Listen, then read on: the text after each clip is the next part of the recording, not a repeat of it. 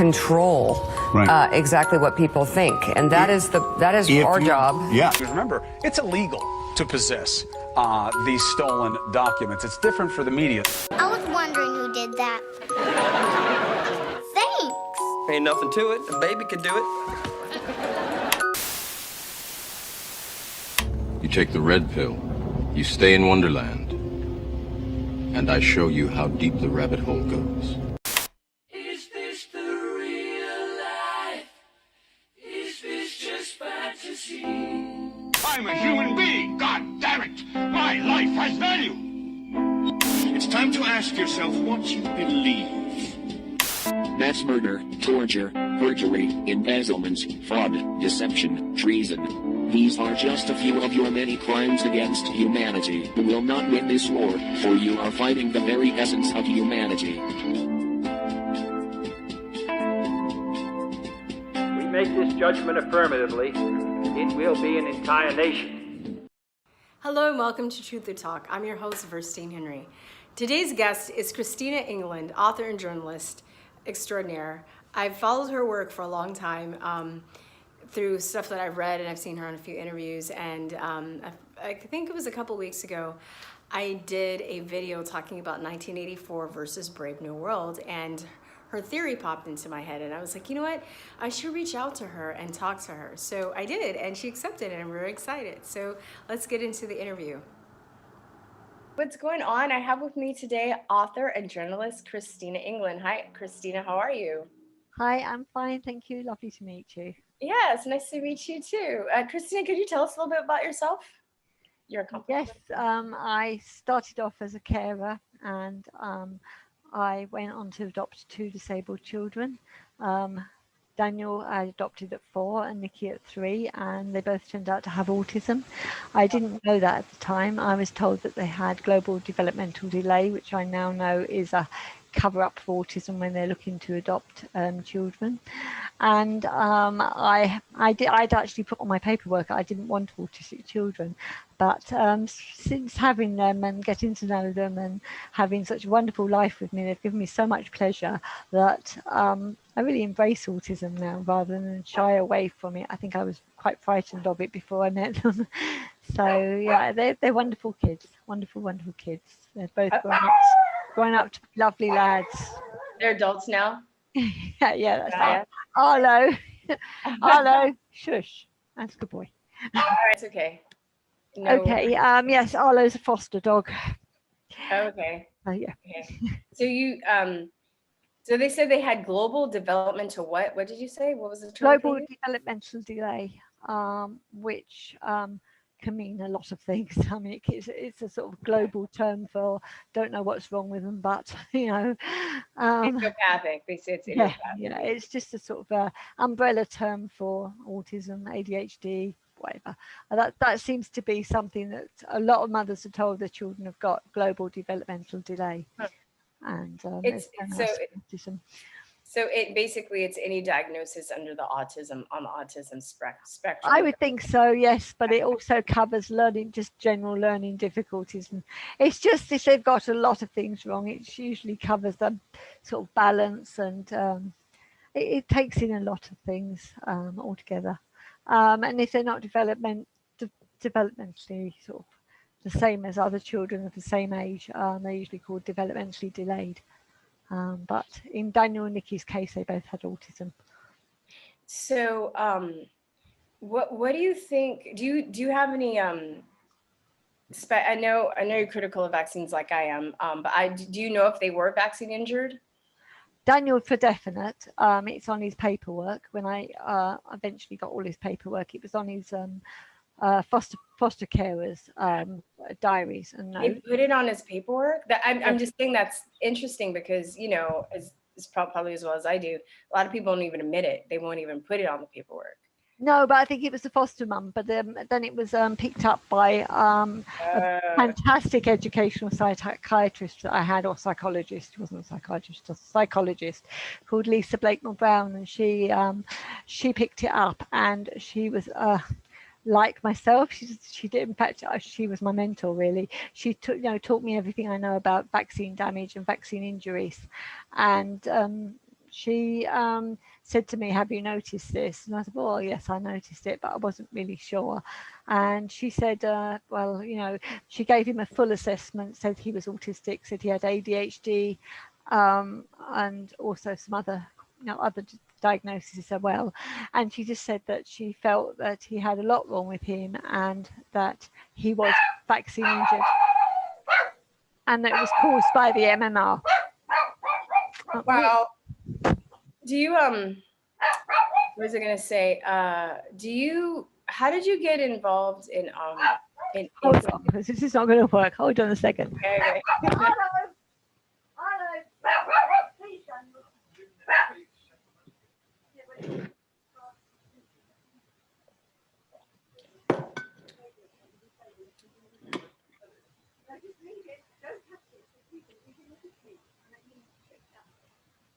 Sorry. Right, sorry, it was bad timing. Okay, no worries, no worries. What was I gonna say? Yeah, how did you get interested in SIDS research? I saw that you wrote a lot on that. Because during my research and during my early writing days, when started to write, I started to write sort of little tiny things on little papers here and there, and I got really interested in SIDS because of the fact that I noticed that, well, there's two ways of looking at this. I first noticed that people were coming to me and saying their child had died of SIDS, and when I went back into their background and read all their paperwork and that the child had had a vaccine shortly before they died, and then I got very friendly and got interested in the work of Vera Schreibner, Dr. Vera Schreibner. Yeah. And she'd written the critical days and about cot deaths and cot watch studies. And over those studies, I started to look at those studies in great detail. And she'd marked out critical days when all the children had breathing problems, certain days after their vaccines. And it was, I think there was different periods of time. There's first of all, it was sort of 24 hours, and it was about a couple of days later. Then there was a couple of days later, and all the children seemed to have the breathing issues on these particular days, and they all followed vaccinations. And I was very, very interested in her work, and I got to know her very well.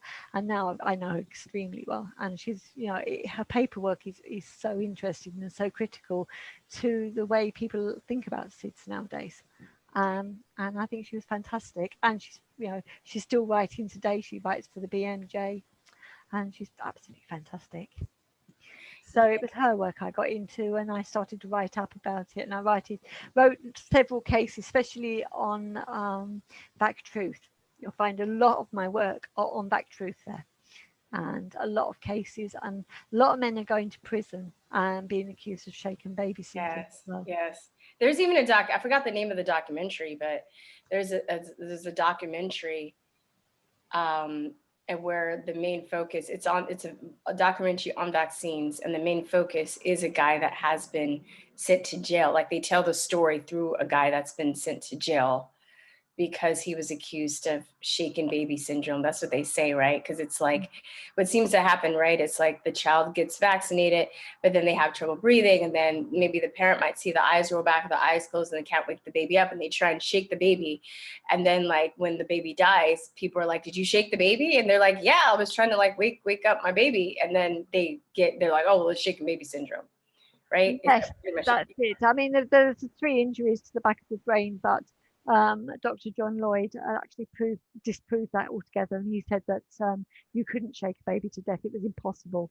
And his studies and his theories did prove that you couldn't shake a baby to death because the back of the neck would break, or the spine would sever. And if they hadn't got those injuries, and 90% of the children that are being, having being sort of diagnosed with shaken baby syndrome haven't got neck or back injuries. And so it would be impossible, because the baby's neck is quite floppy. Even at sort of 18 months old, if you were shaking them really hard, the back of the head would be going backwards and forwards, and it would do damage to the spine and the neck. And these children haven't got these injuries. What was the name of the doctor again? Dr. John Lloyd. Joe Lloyd? John. John Lloyd. Okay, I'll have to look that up. Yeah, I know. I also saw a trailer for a documentary that was actually specifically on that too. And I don't know what happened to it. This was a few years ago because I was excited to see it, and I haven't heard about it. I have got a copy of it. I've got a copy of it. I could send it to you if you want it. Yes, yes. Is that so? Is that the doctor seeing the documentary? I would love it. Yes, it's a very good documentary. It's on shaken baby syndrome. So what happened? Is it not out yet? Was it? Did I just miss the release, or has it? No, it was out for a little while and then banned. Much the same as a lot of other films. Okay. Yeah, I would love it. Yeah, that seems really interesting. For sure. I found I've been trying to copy a lot of stuff as the censorship has been getting worse. And one of my treasures is I don't know if you know Marcella Papateri of Vax Truth, VAX Truth.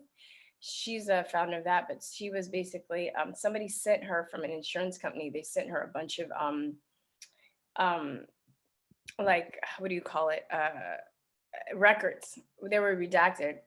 Yeah. But basically, the insurance person that works at the medical insurance company put together that the women had fetal death right after being vaccinated. They all had like a vaccination several hours prior to their baby dying. Mm-hmm. You know? That happens as well. I've had a nurse whose baby, I think the baby, I think it was critically, if it was injured or if it actually died. I can't remember now. It was going back a bit, and I think he was diagnosed with infantile rickets eventually. So no, he didn't die. That particular baby. He was accused. She was accused of shaking him, and causing his injuries. And I said to her, had he been vaccinated, and she said, no, he was too young to be vaccinated. He was only 5 weeks old. So I said, right. I said, were you vaccinated by any chance during pregnancy? Oh, yes, I had everything going, she said, because I was a nurse and I had to have. And I said to her, well, that's probably the reason why your child had these injuries. And I got her in touch with a doctor called David Ayer.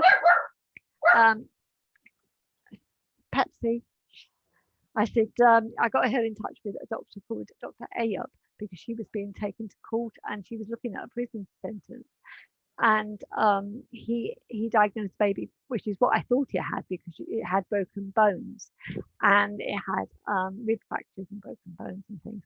And I said to Dr. Ayoub, could you have a look at this case, please? And he diagnosed infantile rickets. And that the baby, it probably had been caused by the vaccines during the pregnancy. And they won the case because of the evidence of that doctor, and she wasn't put into jail. And she's a lovely lady, and I chat to her all the time on the internet. And yes. No, that's some good news right there, Yes, I think it was more the husband that was going to be put into jail. I think they were both facing court. They both had to go to court. And they were both accused, but she managed to not, to be acquitted quite early on. But he was going to be looking at a full term, and it would probably have been life as well, jail sentence, and for the baby's injuries for very badly injuring the baby. And he hadn't done anything, and I believed it all the way along. And I just said, no, I think you need to speak to Dr. Ayoub, because Dr. Ayoub, he does cases like this all the time, and the broken bones, it sounds to me as if he may have rickets. And I gave her a few papers on the rickets, and I gave her a few papers on Dr. Ayoub. And I said, I'm only saying this, I'm not a doctor. I don't know. I've not got your baby's history, but from what I've read and from what this doctor's saying, it could be this. So please contact this doctor.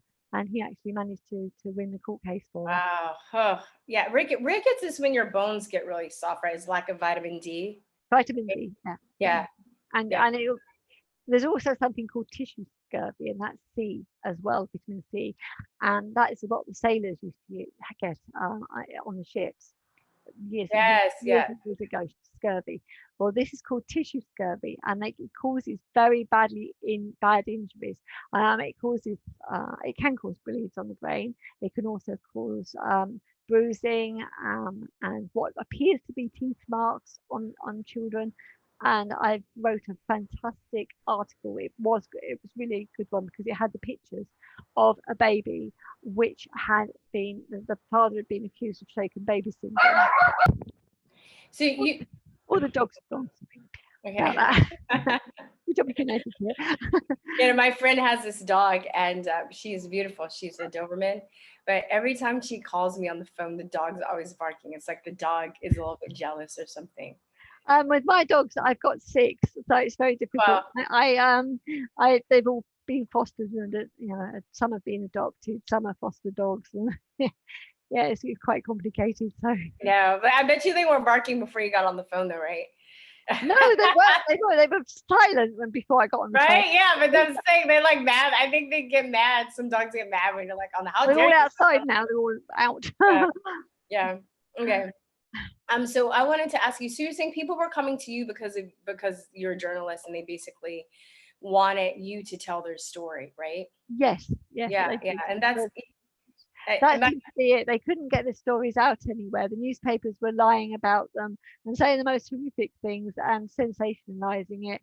And whereas I got into the paperwork and I followed up things and I really delved into it, and I got the right doctors and behind them. And because I knew a lot of doctors that were helping cases like this.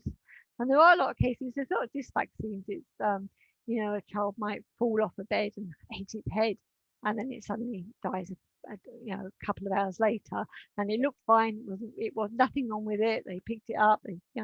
Even a couple of hours later or the next day, the child would suddenly die, and they were being accused of shaken baby syndrome.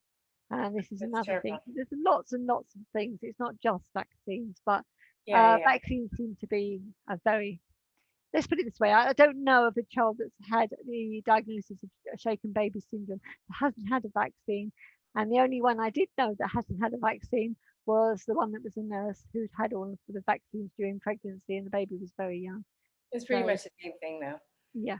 You're just, the baby's still getting toxins into his body because the mom, Yeah. It's like, wow.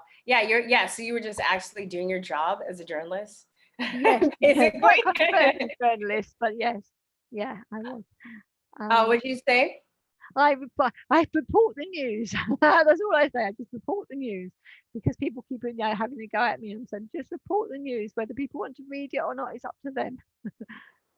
Yeah, I mean, but they're not doing their jobs. They're terrible. They're doing the opposite. They're against the people. Like the journalism is supposed to be the fourth estate. It's supposed to be intermediary between the public and the higher ups. And if you side with the higher ups, you're against the people because you're supposed to be holding the higher ups to a higher standard, but they're protecting them. They are, and it starts early on. It starts back in journalism school. I mean, I was at college doing journalism, course for journalism, and GlaxoSmithKline. We've got a big GlaxoSmithKline quite close, and they've been looking at the work of the students there. And I was in my 50s, so I mean, I went into this late, and GlaxoSmithKline contacted my teacher and said, could I go to their factory and do some work on their glossy new magazine. And she offered me this. She said, it's all paid work experience. And I said to her, don't care if it's paid or not. I don't want to work for GlaxoSmithKline. So she said, no, she said, it's a really good opportunity. They help fund the course. I said, that's even worse. So I said, no, I don't want to work for GlaxoSmithKline. I said, if I got in the factory, they'd never let me out anyway. So I said, with the amount of money, rubbish, the sort of things I know about GlaxoSmithKline, I said, no way. And she was very, very cross with me, very cross. And she made it, said I was letting down the whole course. So I said, I don't care. I just don't want to be, I don't want to work on their magazine. And that's what they're doing. They're catching the journalists while they're at journalism school, and then they're catching them and taking them and training them in their own way. And that's what she said. She said they want to train you in their way of thinking and their ways. And I said, yes, but if GlaxoSmithKline is running the media, then it shouldn't be, and I don't want anything to do with it.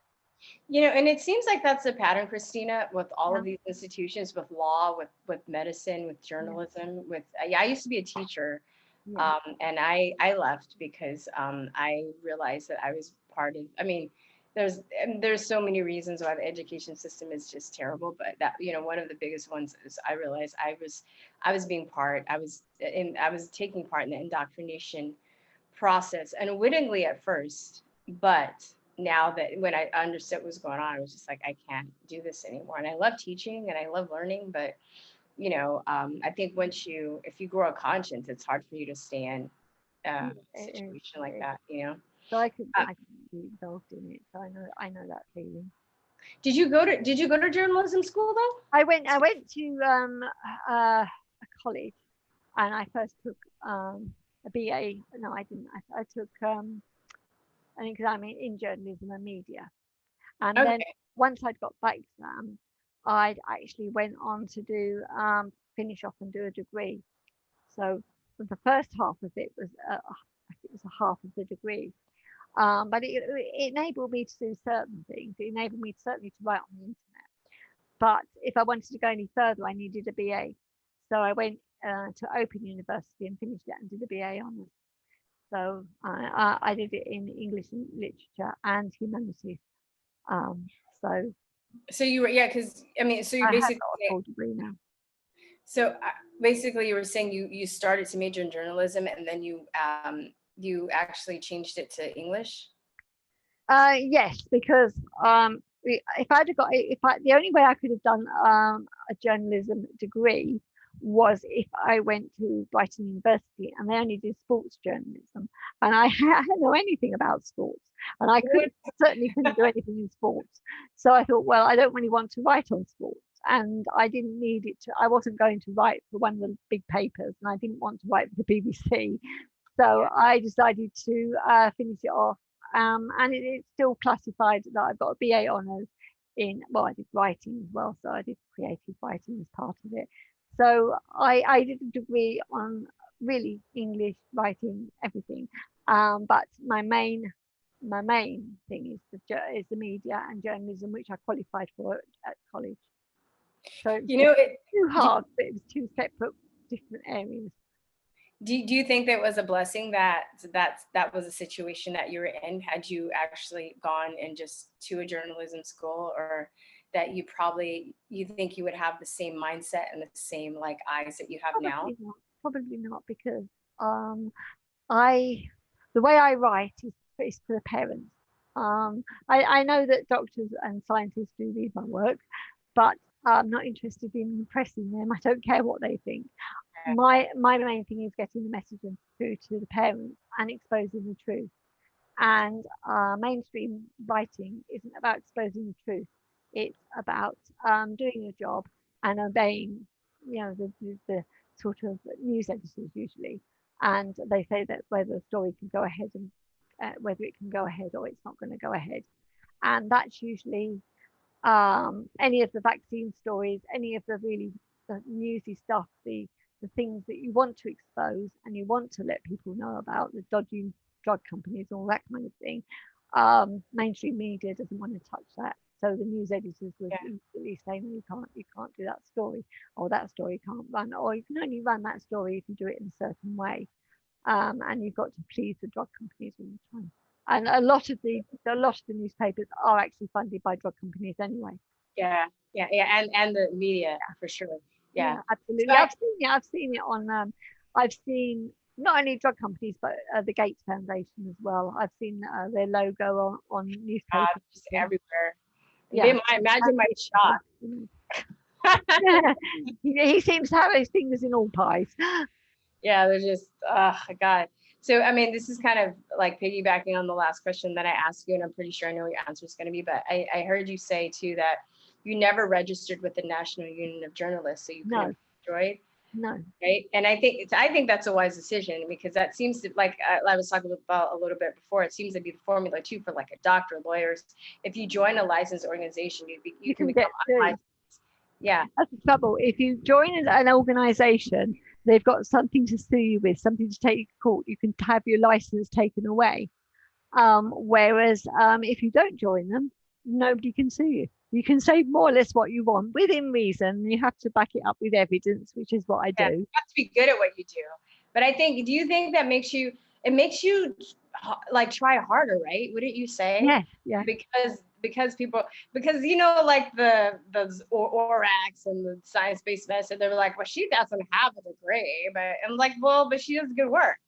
So I just turn around and say I do have a degree, but I don't advertise the fact, and I'm not a doctor, I'm not a scientist. I'm a journalist. Journalists write the news. Yeah, they'll say she doesn't have a degree in journalism. That's what I mean. Or they'll say that, like you just said, oh, she's not a doctor.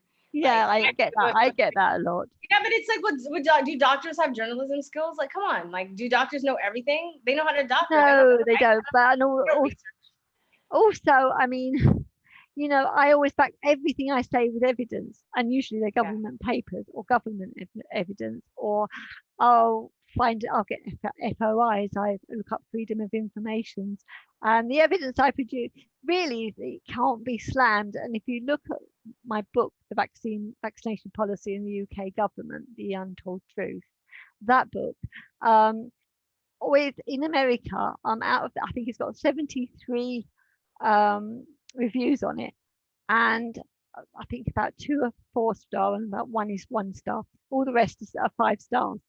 And it's a 5-star. It's 5 stars right across, and it's lovely. And that's been out since 2016, 2017. And I bet you that person that gave you like the low score didn't even read it. Well, that book it's not very hard to read. It's not very long. It's done in 2 sections. I wrote it with a scientist. But yeah, that particular book, it sells very, very well. I think it's because it's easy to read. Because as I said, I write it for the parents. I write it so they can understand. Because when I came into journalism, everything that was thrown at me was scientific and big words, and I had to keep looking it up in the medical dictionary, which proves I'm not medically qualified. So therefore, I kept having to look it up and what's that mean? What's that mean? And so I thought, well, if I ever do what I want to do and write a lot, then I've got to make it so the parents can understand it, so they can say, that's what they mean. That's what they're talking about. It's a different language. Sorry, yeah. I didn't cut you off. Yeah. It's a different language, though. And this is one thing I would try. But they blind you with science. That's what they do, and you can't understand it.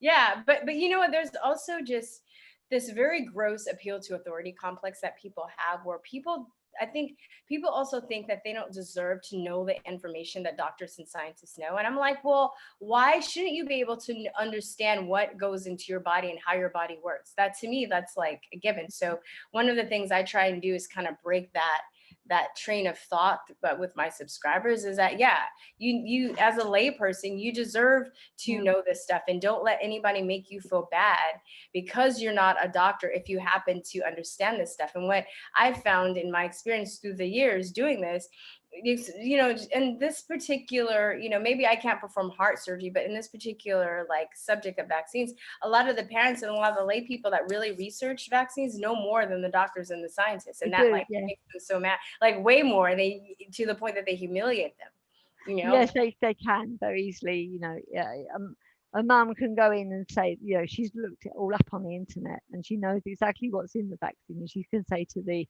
doctor, well, what's in that vaccine then? And they'll say, well, you know, it's they say they don't really know. They give you they give you the things that they think you want to hear, and then you'll say to them, well, can it harm me? And oh no, of course not.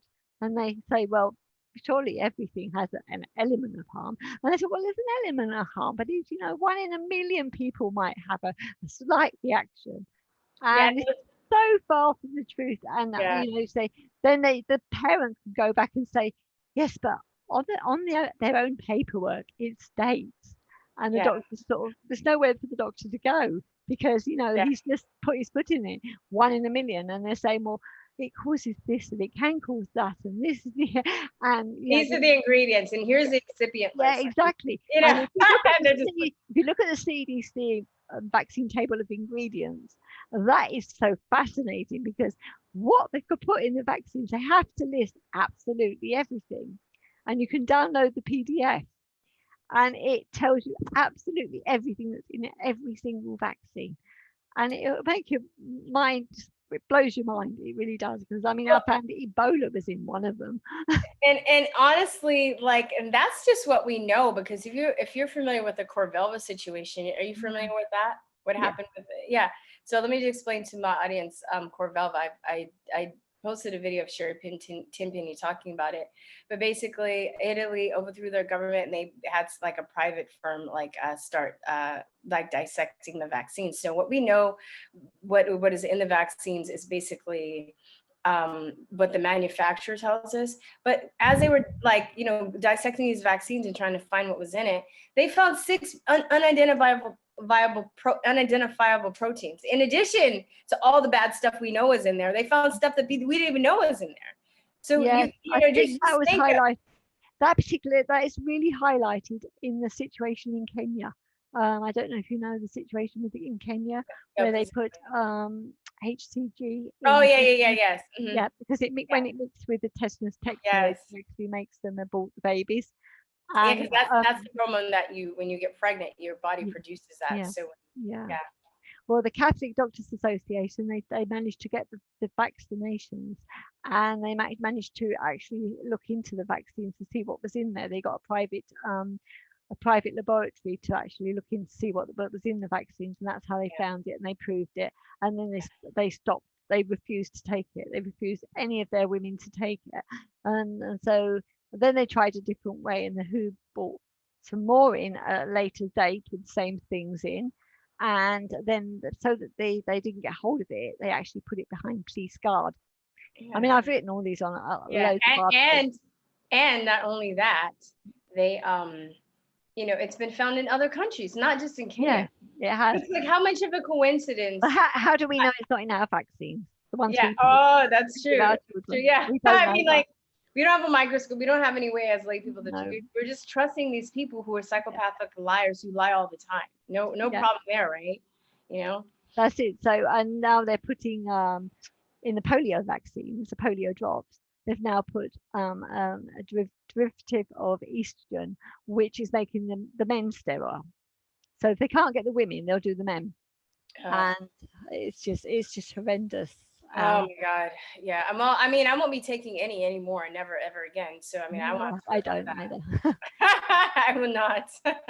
So I wanted to ask you also, what are your thoughts on the neurodiversity movement? Do you think it was invented to help cover up the autistic problem? Yes, I do. I think certainly, well, this comes on to the subject that we're going to talk about.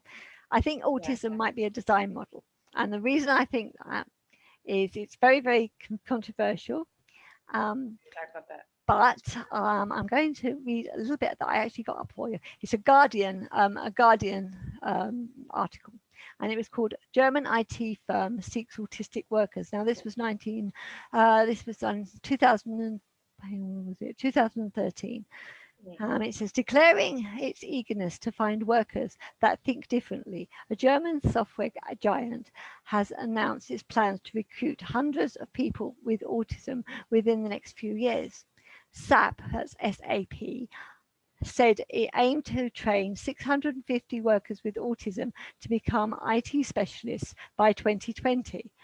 The figure amounts to 1% of the corporation's multinational workforce, matching the proportion of the world's population that has the condition.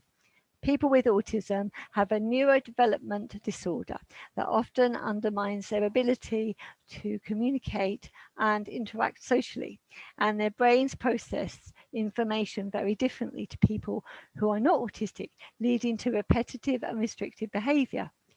But in the world of computers, the tendencies they often display, such as an obsession for detail and an ability to analyze long sets of data, very accurately can translate into highly useful and marketable skills. And this is why I started to think, well, maybe if that's the case, because Vodafone were also doing the same thing at the same time. And these are big, very, very big organizations, IT organizations, and they're recruiting autistic children and autistic adults. And I'm thinking to myself, well, why would they do that? They're really difficult to try and communicate with. I mean, I've got 2 in my house, and it can be a nightmare sometimes trying to get through. But yes, everything they say, especially with my younger one, he has an alarm that tells him what to do at every specific time. And he has, even in his bedroom, even on a Sunday, he'll have a plan of what he's going to do. And he'll have an alarm go off. You've got to switch subjects now. So he'll suddenly put whatever he's doing down and get the book or whatever he's going to do next. And he works to order, but he is very focused, very obsessed with certain things.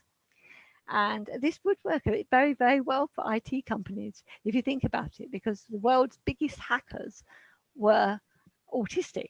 You know, if we think about the people that attack, you know, the different sort of top security systems and that, they're always autistic. It always turns out that they're autistic. And I was thinking at the time, or maybe it was, you know, maybe they're trying to make a design model. Maybe that's why they don't seem to care that the autism rates are going up and up and up. And, you know, they're talking about the 1 in 50 have got COVID at the moment, but they don't seem to care that 1 in 38 has got autism. That doesn't seem to matter at all. Yeah, right. And you know what's funny? It's not that they just don't even care. It's like they're trying to cover it up, and then they create the neurodiversity movement to shame people that want to, you know, cure their kids. And then, you know, it's like, I'm thinking it's like they have some kind of formula. And I'm not talking about your local doctor, nurse, but the higher people up in the echelon. Yes. They know. They know what type of autism they want. Yeah, how to imbalance the brain, right? Yes. Because you know, I used to also I used to be a long-term sub with special ed. I have an autistic cousin, and so I've worked with autistic children as well. And one thing I kind of noticed too was it seems like the more alpha men or more lower spectrum, and the smaller beta-ish men, I would say, or more smaller men are more like of the autistic. I mean the higher level and or higher functioning autistic people. And it's like it's almost as if they try to like disable the alpha men so they can't fight back, and then they're corralling the beta men, or I shouldn't, but the smaller men, right? Physically smaller men, to like to work for them.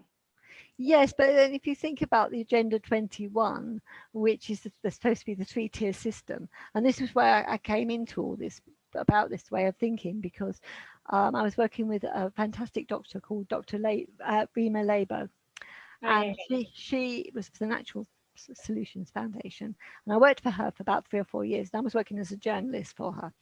And she told me about this thing. She was sort of talking about hunter-gatherers, and she was talking about this thing.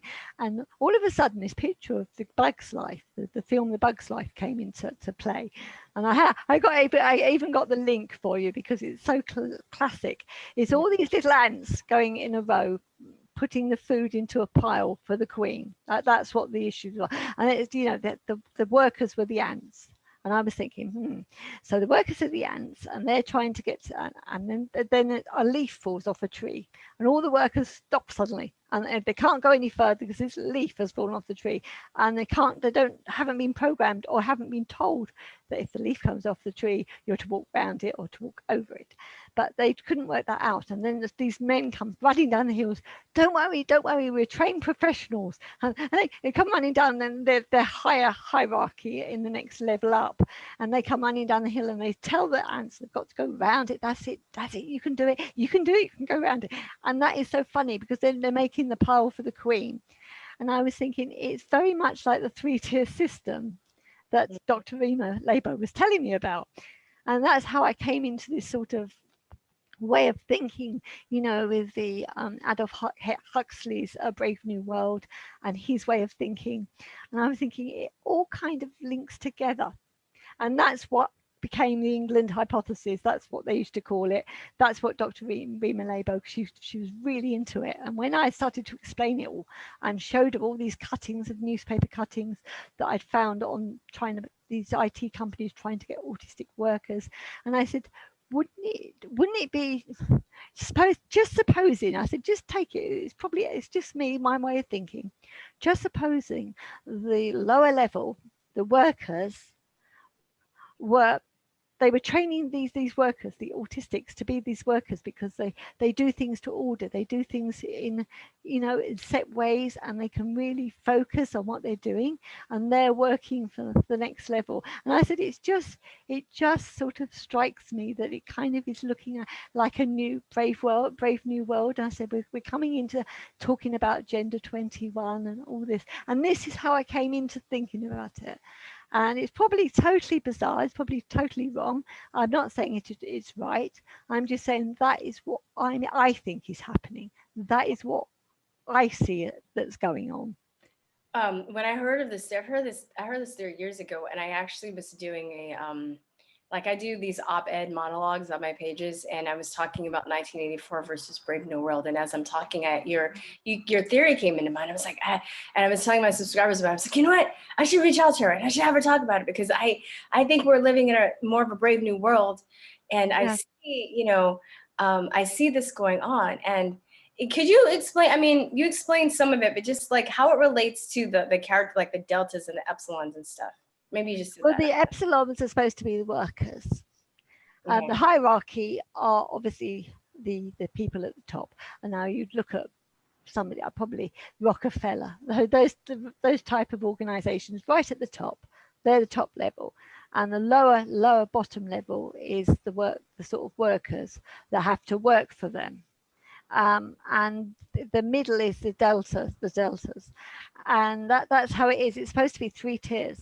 And I mean, I was only told about it just briefly, and because Dr. Labo said she'd met a psychiatrist, but she couldn't say who it was because she wasn't allowed, because it was one of her patients.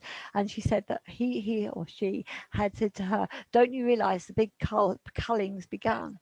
And she said, "What do you mean the big culling?" And he's, this person said to her, "Well, the big culling, they're going to cut the population down to by 90% or whatever." And she said, "What?"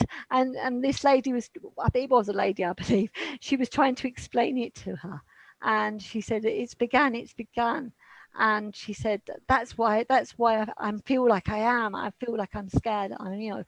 And you look at what's going on at the moment with the COVID and everything, and you think, maybe, just maybe, that's what's going on. And it is right. And the Brave New World is happening. Yeah, I think that is. I'm not even afraid to say it. I'm like, I was a hospital courier when this was going on, and all the hospitals were empty. Yes, we've had quite a lot of films where we've been shown, and they've all been taken off the internet. Actually, it was Daniel's friends, my son's friends, and they put it up on the internet. Two or three of the local hospitals, and they films were taken off straight away. It was Facebook, and they were taken down straight away. But they were arrested. His friends were arrested for doing these films, and they'd be walking around all the hospitals locally, and there was absolutely no one. It was dead, absolutely dead. Even still now, and it's like, I don't mask. Like I don't wear a mask, and it's stupid. It doesn't work. It actually makes you sicker. I actually hurt my knee, and I went in a couple weeks ago to see if I can get it like x-rayed. And I was like, "Hey, I have a medical condition. Could you make provisions for me?" And this nurse comes out, and he just starts yelling at me. He has a mask and a face shield on, and then he's like, "You're putting me in danger." And I was just like, I was looking at him, and I was like, "You guys are." That work? By the way, I'm the only person in the whole clinic. Okay, there's nobody there, but yeah, they're supposed to be so overwhelmed with all these COVID patients that are just supposed to be dying in the street. And I just look at him, and I'm just like, I just took the mask and threw it in the trash and just walked out. I was like, "You guys are idiots. Why do I feel comfortable as a patient coming to a place where you guys can't even like make a note of your environment around you, that you're so entrained by just following orders that you can't even see that they're not." Think about what we've just been talking about, following orders. Yeah. Following orders. That's what they're doing. They're just following orders. They don't really understand it. They don't know it. And I turned around to a lady on the bus the other day who had a right go at me because I didn't have a mask, but I did have a lanyard around me. And I said to her, she said to me, "You're putting me in danger." And I said, "How's that?" I said, "You're the one with the mask, not me." I said, "You're protected as far as you're concerned." And she said, "But the masks don't work properly." And I said, then why are you wearing one? And she said to me, and I thought to myself, she's mad. I said, if they don't work, why wear one? And she says, but they're better than nothing. And I said, well, I'm happy to be put at risk. Yeah, I mean, and with the 99% success rate, I mean, I just can't get over how people are just, just hold so many people are just following orders. I guess they don't believe that people would coordinate and make something up for another purpose other than what they're told, because it's just like, yeah, how, the homeless population is still alive. If it was so rampant, they would have been the first people to go. They weren't hand sanitizing or spatial space, exactly. space, what do you call it? 6 feet distancing or social distancing. They didn't have sinks to wash they have bad immune systems because they're on the street and they're not, they're weather and they're eating rotted food and a lot of the time, and lots of food with GMOs and sugar on it. They're not eating organic most of the time, No. not eating necessarily clean water, drinking necessarily clean water. So they would have terrible immune systems. So they would be the first people to go if there was a rampant virus that just attacks people. And it's just like, these are just like, you don't even have to be a doctor or a scientist to put this stuff together. These are just observations that you can make. But most people still, they have this, their appeal to authority is so strong that they won't believe anything unless like either Anderson Cooper tells them or a doctor or a scientist tells them. But I would even say that their appeal to authority is stronger even with the media, because it's like, with the doctors that have come out and spoke to them, then those or spoke the truth, they'll say those doctors are like they say those doctors are like quacks or loons. Yes, right? that's right. They're not real, like but they think that because the media is telling them that. The media is telling them, oh, these doctors are quack, and then they just repeat, oh, these doctors are quack. Oh, do you have any proof of quacks? No, but Anderson Cooper told me. So but look what happened to like Sherry Tempany and all they're being threatened the whole time. Their lives are in danger most of the time because of what they're doing. And we've lost Brandy Vaughan, who was a wonderful friend of mine, and we've recently you knew her? I knew her really well. I did a conference in London a couple of years ago, and she spoke at my conference. It was on the Gardasil vaccine, and she was one of my speakers. And then we lost Sally Elkadoy, who was a wonderful radio host and TV sort of personality in the States. And we've lost so many recently, but those two were so close friends with me.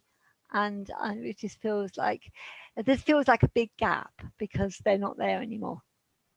Yeah, I think we interviewed Sally Equerry a long time ago. Yeah, Sally's wonderful. Sally was very, very. She was loud. She was in your face, and she was anti-vaccines all along the line.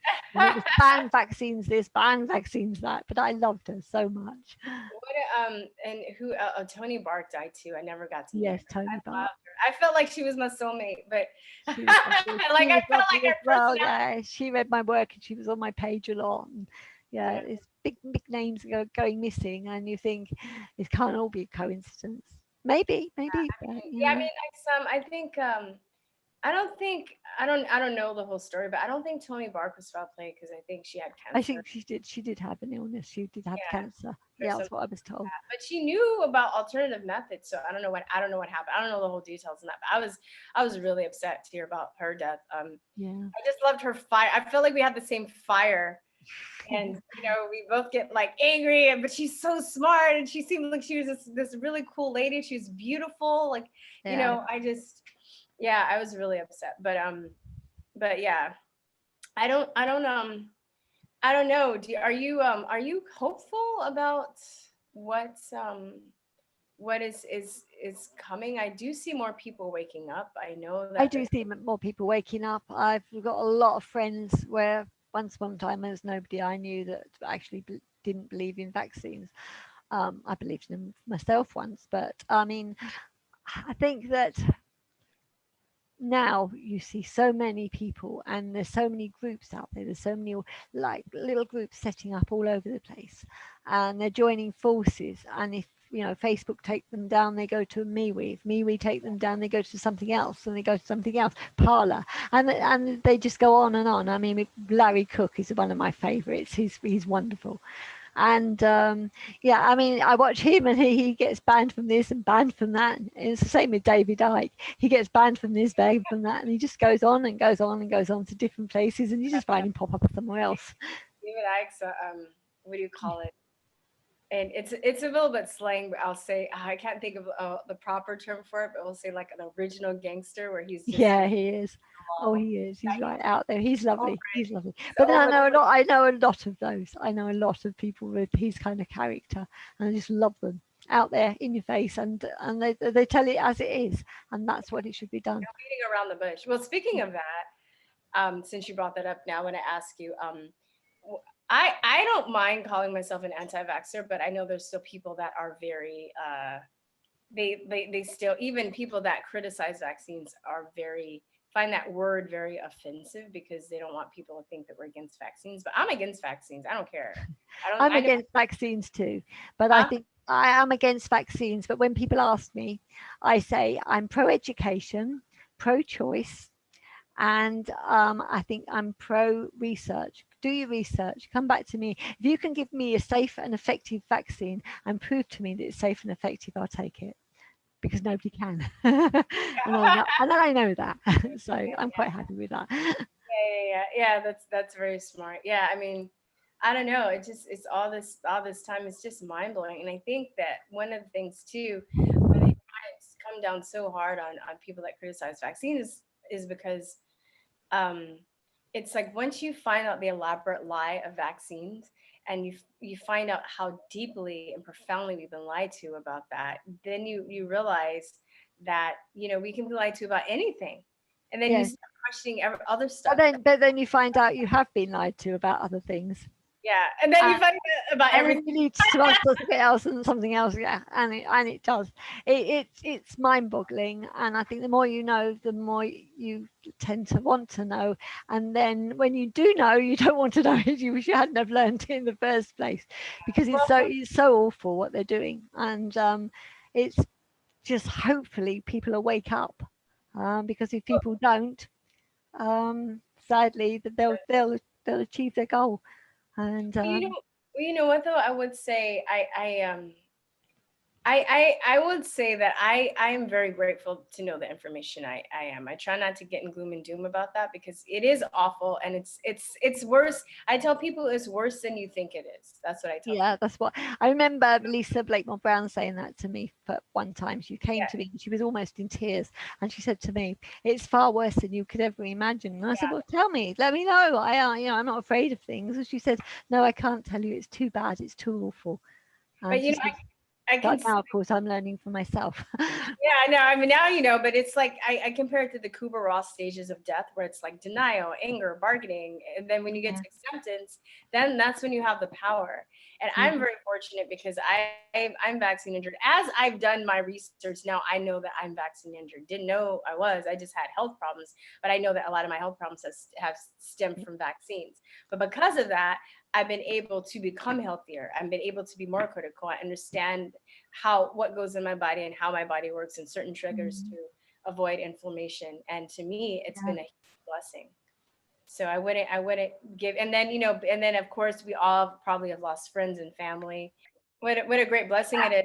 And I would never give this journey up or give this journey back for anything. The people I've met, the information I know now has been like tremendously fulfilling and enriching. You know, I don't want to take the blue pill. I'm very, very fortunate to know. So. Yes, it's been a very interesting show. And it's nice to find somebody else that believes the same sorts of things as I do. Yeah. Thank you so much for having me on. Christina, would you want to tell people, I guess I'll ask you to send me links to some of your articles and your books and wherever they want, you want them to talk to you. And I'll put that in the description section. But is there anything that you would like to promote before we wrap it up? Where can I find your work? Please. You go onto the archives, put Christina England archives, Green Med Info, archives Back Truth, archives the Liberty Beacon. You'll find all 90% of my articles. Okay. You'll find all of them there. And on Health Impact News, they don't have an archive, but if you look for me on there, you'll probably find some articles as well. And the books that you've written? I've written 3 books. Shaken Baby Syndrome or Vaccine-Induced Encephalitis, Our Parents Being Falsely Accused. And that one was written with Dr. Harold Bertram. I'm a co-author. Okay. That one. And then there's Vaccination Policy in the UK Government, The Untold Truth. And I wrote that. I was the main author, but my co-author was Lucia Tomajenovic, PhD. She's a scientist. And the third book was, Shattered Dreams, the HPV vaccine exposed.